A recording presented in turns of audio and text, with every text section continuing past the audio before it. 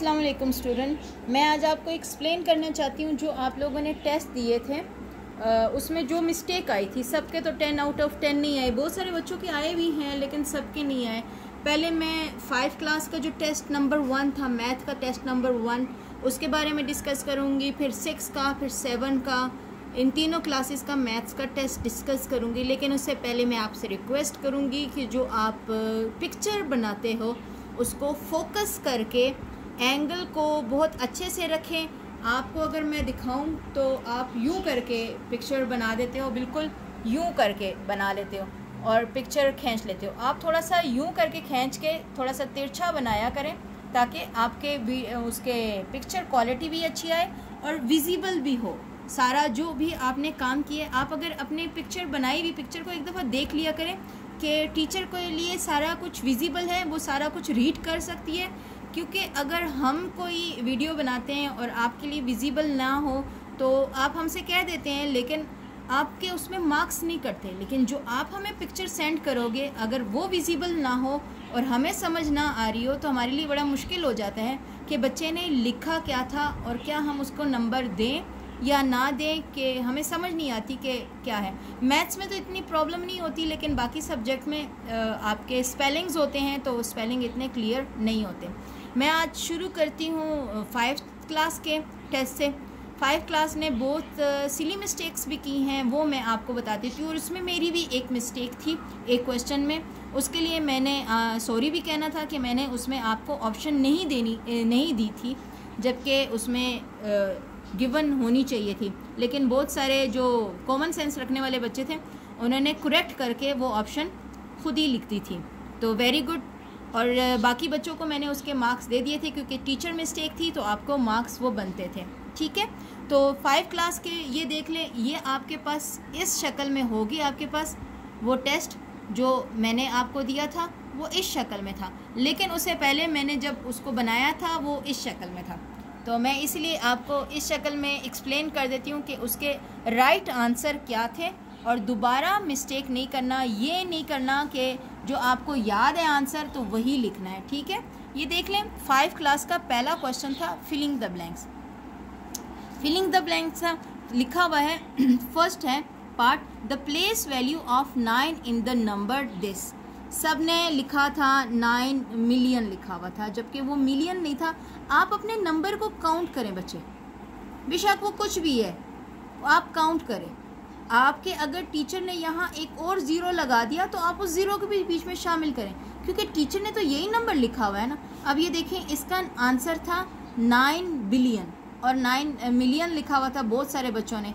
ये देखें, unit 10, 100, 1000, 10,000, 100,000, million, 10 million, 100 million and then billion. ये 9 बिलियन इसका आंसर था, ठीक है। अब नेक्स्ट था the value of the ring digit in this. Ring digit तो 1 था और उसकी प्लेस वैल्यू देखें है तो यहाँ पे मैंने 1 लगा दी। इसकी प्लेस वैल्यू क्या बनती है? यूनिट, 10, 100, 1000, 10,000, 100,000, तो 100,000 ये लिख दिया हमने, ठीक है। आपको मैं इसलिए दिखा रही हूँ कि आपको मार्क्स तो मिल गए हैं, रिजल्ट मिल गया, लेकिन कम अज़ कम आपको जो मिस्टेक थी वो बताने के लिए ताकि आपको पता चल जाए, इसलिए मैंने सोचा कि आपके लिए आसानी हो जाए। कमिंग वीक में आपका फिर से टेस्ट है और आप दोबारा मिस्टेक ना करो। In the international system 1 million is a dash digit number. 1 million लिखें, आप ज़ीरोज़ लगा दें इंटरनेशनल या पाकिस्तानी नंबर्स में या इंटरनेशनल में, तो देख लें 1 मिलियन में कितने ज़ीरोज़ हैं तो आपको वो कितने डिजिट का नंबर बनेगा। वो 7 डिजिट का नंबर था, वो ये मोस्टली का ठीक था। फिर था 4 में the difference of this and this, दोनों को आपने सब्ट्रैक्ट करना था, ये आंसर आ रहा था। ये भी मोस्टली का गलत था, ठीक है। आपने सब्ट्रैक्ट करो, ये आंसर आ गया, दैट्स इट। अब देखें 5 में this number and this number together make. अब इन दोनों को ऐड करो, आपके पास ये नंबर आएगा। टुगेदर है तो दोनों को ऐड करके करो, ठीक है। क्वेश्चन नंबर 2 है select the correct answer from the given option. 5 marks का था और ये यहाँ पर मेरी पहले मिस्टेक थी कि इसका करेक्ट आंसर ये था और ये ऑप्शन में गिवन नहीं था, तो बहुत सारे बच्चों ने इसको एंड में भी लिखा, लेकिन इन ऑप्शन में ये गिवन नहीं था, तो इसलिए मैंने इसको हर बच्चे को 1 मार्क दिया इसका। ठीक है, तो ये इसका करेक्ट आंसर था। सेकंड वाले का बी करेक्ट आंसर है।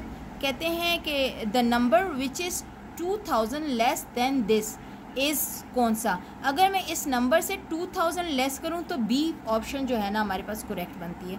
थर्ड में देखें, इन the international place value chart TM mean 10 million, ये बहुत सारे बच्चों का करेक्ट था। 4 में देखें, 200 मिलियन इज़ आ कितने डिजिट नंबर, मिलियन है तो 9 डिजिट नंबर है। ठीक है, 200 है तो 9 डिजिट नंबर है। 5 में देखें, ये जो नंबर है इसको इंटरनेशनल सिस्टम में किस तरह लिखते हैं। 3 ऑप्शन गिवन थी, इसमें जो फर्स्ट ऑप्शन था वो करेक्ट था और बहुत सारे बच्चों ने वो सही किया हुआ था। ये था 5 का। और बच्चे प्लीज़ अगर टीचर ने जो नंबर लिखा हुआ है उसी को फॉलो करो। ठीक है, जैसे मैंने ये पहला वाला आपको बताया है कि जो मैंने नंबर लिखा था आपने उसी को फॉलो करना है, अपने से उसको ये मत सोचे कि बुक में ये दिया हुआ है। नंबर तो कुछ भी आ सकता है, नंबर ही है ना, इससे कोई क्वेश्चन चेंज तो नहीं हो जाता। आपने उसकी सिर्फ प्लेस वैल्यू लिखनी थी बस। बहुत केयरफुली अपना काम किया करें और ताकि आपके नंबर लूज़ ना हो। अब मैं आती हूँ 6 क्लास के पेपर की तरफ। यहाँ पे भी मैं आपको दिखा देती हूँ कि वो कैसा था 6 क्लास का। ये है 6 क्लास का पेपर, देख लें आप अच्छे से, यही था ना आपके पास। और 6 क्लास ने बहुत मिस्टेक की हैं, बहुत ज़्यादा मिस्टेक की हैं। उनको सेट्स की ज़्यादा लगता है नो हाउ नहीं है, हालांकि बॉयज़ को तो मैंने पढ़ाया हुआ भी था खुद से, उन्होंने भी बहुत मिस्टेक्स की हैं और गर्ल्स ने भी मिस्टेक्स की हैं। तो मैं आपको इसलिए दिखा रही हूँ ताकि आपको क्लियर हो जाए कि हमने ये मिस्टेक्स दोबारा नहीं करनी। टेस्ट तो गुजर जाता है लेकिन पेपर आने वाले होंगे तो फिर आपको ये समझ आ जाए। तो मैंने किया हुआ था, हैंड रिटन था मेरा, उसको कंपोज करके किया था मैंने, इसी हैंड रिटन पे सॉल्व भी किया था। लिखा हुआ है right the following set in the tabular form. Tabular form में यानी सेट फॉर्म में इस तरह 2 साइड पे ब्रैकेट होनी चाहिए, कॉमास लगे होने चाहिए और नंबर्स होने चाहिए। ये टेबुलर फॉर्म है आपकी। ठीक है, ये जो दिया हुआ है ये आपकी है सेट बिल्डर फॉर्म। जो गिवन फॉर्म है वो है सेट बिल्डर फॉर्म। उसमें होता है x such that x, y such that y, z such that z, इस तरह का लिखा होता है। और आगे डिस्क्रिप्टिव फॉर्म होती है, यूं करके लिखते हैं और आगे उसकी डिस्क्रिप्टिव फॉर्म होती है, उसके टेबुलर फॉर्म में लिखना होता है। कहते हैं a number divisible by 3 and less than 20, वो नंबर जो 3 पे डिवाइड हो और 20 से छोटे हो। तो ये वाला था सिर्फ, ये बहुत सारे ने सही किया हुआ था। अब अगला देखें, कहते हैं x such that x is a day of the week, यानी डे ऑफ वीक क्या होंगे, संडे मंडे ट्यूसडे, और एक्स सच दैट एक्स है तो ये है हमारे पास बिल्डर फॉर्म में, उसको हमने टेबुलर फॉर्म में लिखा। दोनों साइड पे हमने ब्रैकेट्स लगाई और वो जो डिस्क्रिप्टिव फॉर्म में लिखी हुई थी चीज़ वो पूरी की पूरी उतार के लिख दी, पूरे वीक के डेज के नाम लिख दिए। अब इसमें थर्ड पार्ट देखें, सच दैट को हम डबल डॉट से भी शो करते हैं। Y such that y is a multiple of 3, multiple of 3 है, कोई एंडिंग पॉइंट नहीं है, तो देखिए dot dot dot dot dot dot लगे में ब्रैकेट्स लगाए। 3 के मल्टीपल्स हैं तो 3 का टेबल लिखें, 3, 6, 9, 12, 15 एंड सो ऑन। ये कहीं पे एंड नहीं हो रहा क्योंकि उन्होंने कहा है मल्टीपल ऑफ 3, तो मल्टीपल ऑफ 3 ही होगा सारे के सारे। अब क्वेश्चन नंबर 2 देखें, कहते हैं right the following set in the set builder form. Set builder form है, जो पहले वाला क्वेश्चन था ना उस फॉर्म में लिखना है आपने। ABCDNZ तक है, ये क्या है नंबर X है और इसको ब्रैकेट्स में लिखना है। बिल्डर फॉर्म को ब्रैकेट्स में लिखते हैं, ठीक है, दोनों साइड पे ब्रैकेट्स होती हैं। बहुत सारे बच्चों ने ब्रैकेट्स नहीं लगाई हुई थी तो अपनी मिस्टेक्स को करेक्ट कर लें। ये इन एलिमेंट्स को हमने x का नाम दिया और x क्या चीज़ है, इज़ अ, ये वाला है ओके, ये इसके लिए ऊपर वाला है। x such that x is a letter of English alphabet.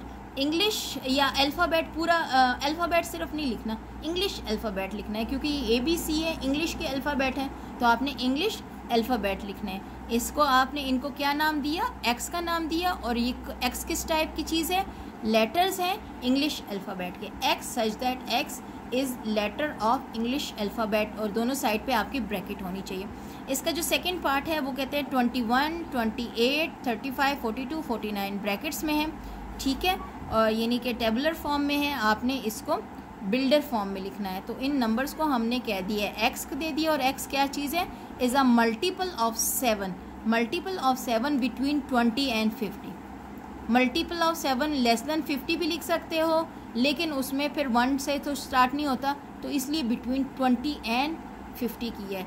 Multiple of 7 between 20 and 50 brackets के अंदर है। आखिरी वाला देखें आप, ये बहुत सारे बच्चों ने रॉन्ग लिखा था। 2 है x such that x is a even prime number. अगर उन्होंने ये भी लिख दिया हो ना स्मॉलेस्ट इवन नंबर, तो भी मैंने करेक्ट कर दिया है, लेकिन इसका करेक्ट वाला आंसर था x such that x is a even prime number. Question number 3 पे आ जाए, ठीक है। ये मोस्टली ने गलत किया हुआ था, मोस्टली ने गलत किया हुआ था, 1-2 बच्चों के अलावा सबका ये गलत था। क्वेश्चन नंबर 3 ये कहते हैं right the following set in the descriptive form. Descriptive यानी अंग्रेजी वाली शक्ल में लिख दो, कोई ब्रैकेट्स नहीं होंगे, इक्वल लगा दो और सेंटेंस लिख दो, ठीक है। अब ये क्या है, ए क्या था, 1 2 3 4 5 6 7 8 9 10 11 12 13 14 14 है, यानी नेचुरल नंबर है, 1 से लेकर 14 तक नेचुरल नंबर है। हमने क्या लिख दिया, set of natural number less than 50। कोई ब्रैकेट नहीं, कोई कुछ नहीं, इसमें ब्रैकेट नहीं होती। बहुत सारे बच्चों ने ब्रैकेट लगाई थी, तो आपको अब पता चल गया होगा कि आपके मार्क्स क्यों कटे हैं। बी देखें, AEIOU वॉवल्स हैं इंग्लिश अल्फ़ाबेट के, सिंपल आपने लिखा B is equal to vowels in English alphabet, vowels in English alphabet. C है ABC Z तक है, ठीक है, आपने C लिखा equal English alphabet, English alphabet, बस सिंपल। D में देखें 1 3 5 एंड 9 तक, ये हमारे पास ऑड नंबर है लेस देन 10, तो हमने क्या लिखा, odd number less than 10, descriptive form. यानी उसको अंग्रेजी में लिखो, उसको गिर्द कोई ब्रैकेट नहीं लगानी, कुछ भी नहीं लगानी, बड़ा इजी सा था। लेकिन मोस्टली बच्चों ने ये वाला क्वेश्चन रॉन्ग किया हुआ था। बताने का मकसद ये है कि आप लोगों को नेक्स्ट टाइम ये सिली मिस्टेक ना करें। काम आता होता है और आप गलत कर देते हो, तो फिर बाद में आपको भी अफसोस होता है और मुझे भी अफसोस होता है कि मैंने सिखाया शायद सही करके नहीं था आपको। अब आते हैं 7 क्लास पे। 7 क्लास का जो हमारे पास टेस्ट था वो कुछ यूँ करके था, ठीक है।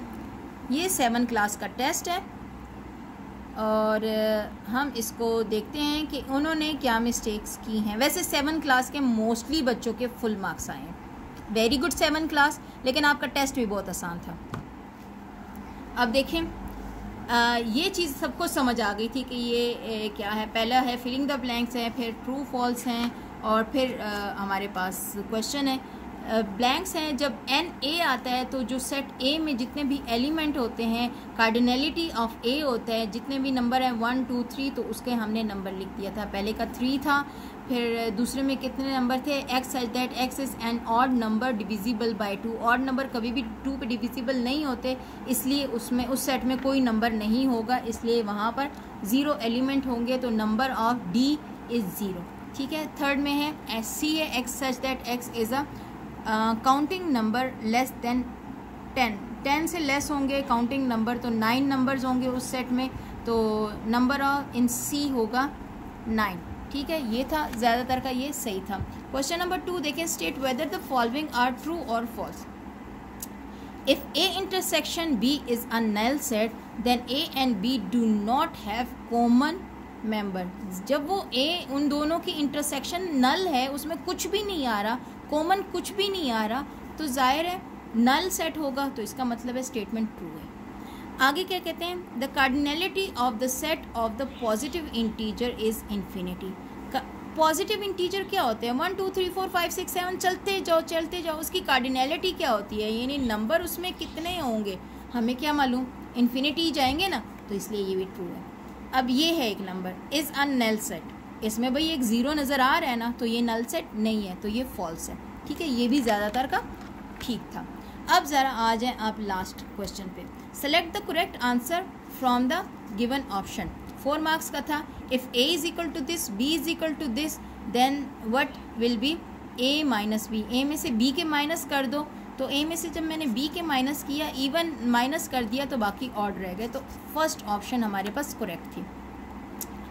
How is the complement of a set determine. Complement of set क्या होते हैं, यानी कि अगर मैं यूँ लिखती हूँ ए कम्प्लीमेंट, इसका मतलब है यू में से माइनस कर दो ए, तो इसको हम यू ओवर ए भी लिख सकते हैं। तो ये जो सी पार्ट था वो इसका करेक्ट था। ये थे हमारे पास तीनों टेस्ट, और मैंने इसलिए आपको बता दिए ताकि आप लोगों को क्लियर हो कि जो कमिंग ट्यूसडे को या जब भी आपका आगे जो टेस्ट आ रहा है तो आप उसको ज़रूर एक दफ़ा इनको देख लें ताकि आप सिली मिस्टेक ना करें। बाकी जेन्युइन मिस्टेक तो होती हैं, ज़ाहिर है किसी बच्चे को कुछ समझ नहीं आता, किसी को कुछ समझ नहीं आता, ऑनलाइन टीचिंग है, कोई मिस्टेक रहती हैं, लेकिन आपके पास सिली मिस्टेक नहीं होनी चाहिए। तो प्लीज़ प्लीज़ प्लीज़ इस वीडियो को ज़रूर देखिएगा और जो मिस्टेक हैं उनसे सीखिएगा ताकि आप दोबारा वो मिस्टेक ना करें अपना।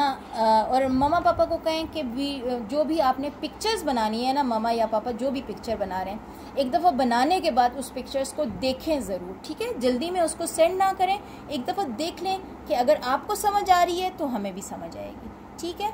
बस अपना बहुत सारा ख्याल रखें, अपने घर वालों का बहुत सारा ख्याल रखें, दुआओं में ज़रूर याद करें। Thank you so much. अपने टेस्ट के बहुत अच्छी सी तैयारी करें। अल्लाह हाफ़िज़।